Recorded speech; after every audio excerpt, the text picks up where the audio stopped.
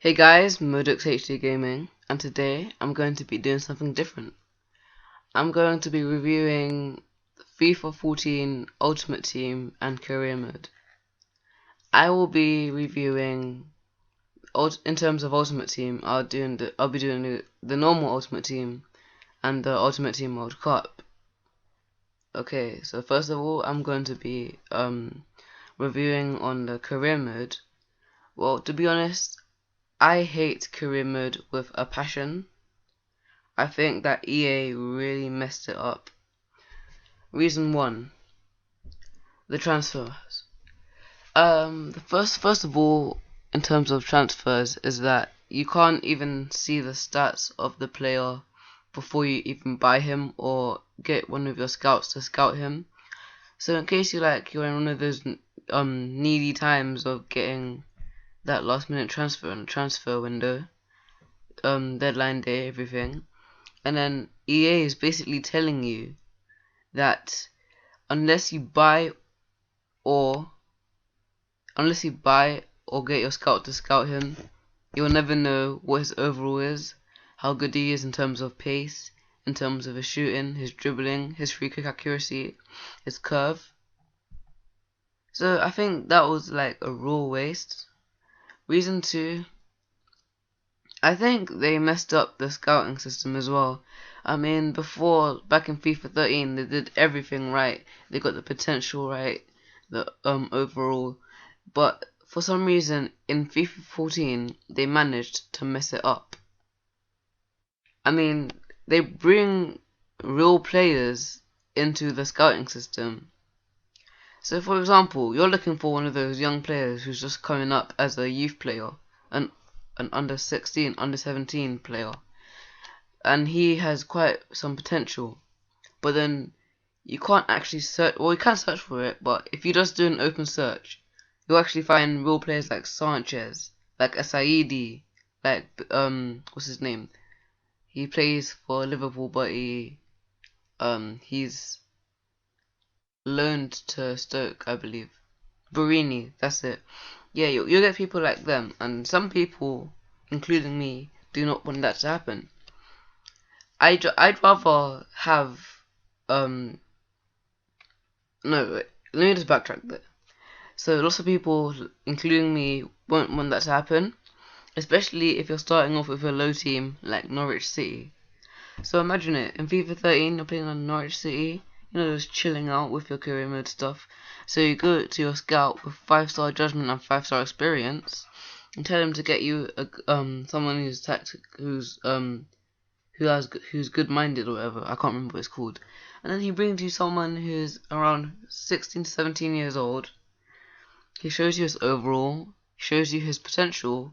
So you think, since his overall is pretty high, and so his potential, his overall is around 63 to 70, yeah? I think you'd like that, and the potential was 88 to 94.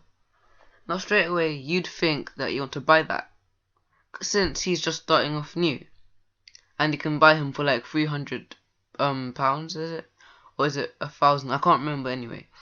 But now in FIFA 14, you'll just, for some reason, you'll get like, say if you're still Norwich, and then you go to your scout, and then you scout Sanchez, you only have about 7 million, and Sanchez is worth like 14 million. I'm not quite sure, but imagine that happens to you, and plus you won't even be able to know how much, because you have to go and bother to inquire to Barcelona to buy Sanchez, which I think is a load of baloney.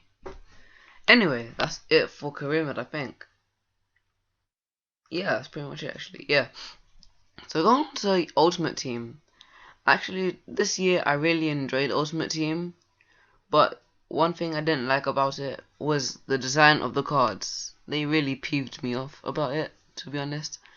Yeah, the gameplay is great, but there's lots of flaws in it, especially in the defending and the pace and the crossing and the heading, just like in FIFA 13 and FIFA 12 and FIFA 11. And yeah, but I'm just gonna go into the gameplay. There's going to be some videos. I'm going to upload some videos about this. About the defending. That's the main part. For example, say if your opponent has someone like Benteke and he's running towards you, you'd have your defender like if he's like side to side, instead of going for the standing tackle, he'll decide to like try and push and pull and like try to budge him away, but it's Benteke. So basically, it's kind of like Neymar against Benteke. Neymar will actually like try to pull him back, but he'll end up on the floor crying like a little baby. Sorry to Barcelona fans if I peeved you off. Um, that just came to mind right now. Okay. Secondly, statues and people who run away from the ball. What I mean by statues are the players. This happens in goal kicks, corners, and throws especially. So you'll be throwing the ball to one of your teammates and he'll just stand still.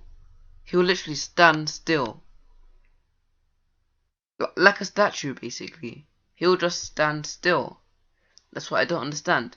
The same thing happens in corners and crosses. That's how most of them go in. It's because the defenders don't bother to jump for the ball. They just stand there. Like what are they called? Weeping angels? Yeah, they just stand there like weeping angels. Yeah.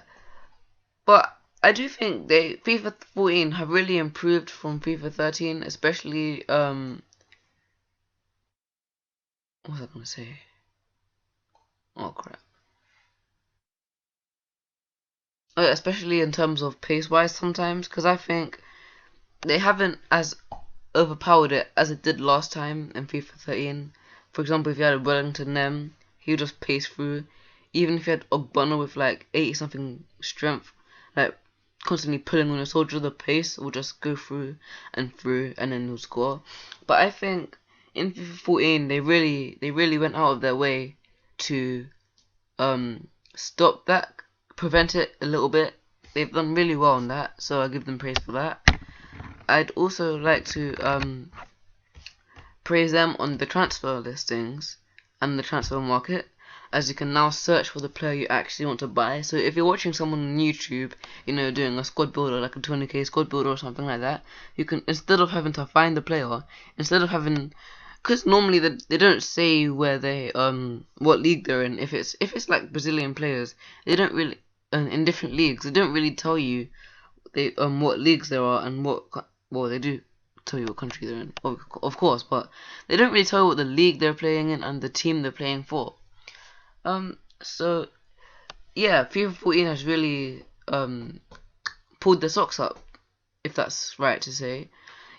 Especially with the squads, how you can adjust the numbers, you can decide who's taking those set pieces, decide who's the captain.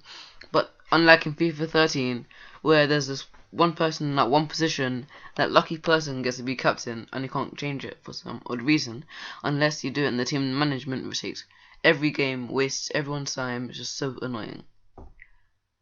I'm pretty sure there was one more thing I wanted to go across, but seems that I forgot about. Oh yes, the World Cup. To be honest, I kind of like the FIFA World Cup, but there's lots of downfalls to it. First, I'm just gonna talk about the easiest thing to talk about: untradeable players.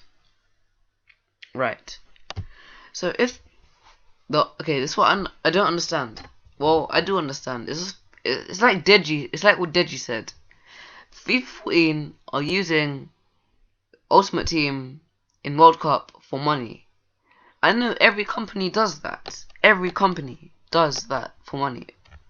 But not as much as EA, Electronic Arseholes. As you can see, you cannot at all do anything with your players. Well, you can, of course, play matches, give them consumables, stuff like that. But you can't do anything transfer or trading related. You can't trade them to your friend. You can't put him up in the market. What market? You can't. Well, you can quick sell him, but you can only quick sell your players for 0 coins. So how are you gonna get new how are you gonna get your players? By opening packs. What if you don't have the coins to buy packs? You have to open packs with your real money. Now, apparently, well, yes, it's actually true. For every pack you open, excluding the ones you get from the games you play, you get a free gold pack. I like that idea, but I don't think that you should share your coins with the World Cup one and the normal one. But there's also some advantages to it. Say for example your normal Ultimate Team player has no chemistries, no contracts, low fitnesses, so you can just go on your FIFA Ultimate Team, play some single player matches, get some coins, and sort it out. I think I've gone completely off topic. Where was I? Yeah, about the untradeable cards. If this carries on to FIFA 15, it's EA are going to lose so much money, and you know they really do not want that to happen. Reason one. Okay, I don't actually. Yeah, reason one. EA love money. EA love money. Full stop. EA loves money. I'm pretty sure that was it for the whole thing. I'll talk to you later, guys. This has been Modux HD Gaming. Hope you enjoyed the video. I enjoyed talking to you today. So if you want to leave any comments on something I missed, be sure to do so. Give it a like, share to your friends, you know, maybe even subscribe. Okay, you don't really have to subscribe, but if you can, please do. Peace out.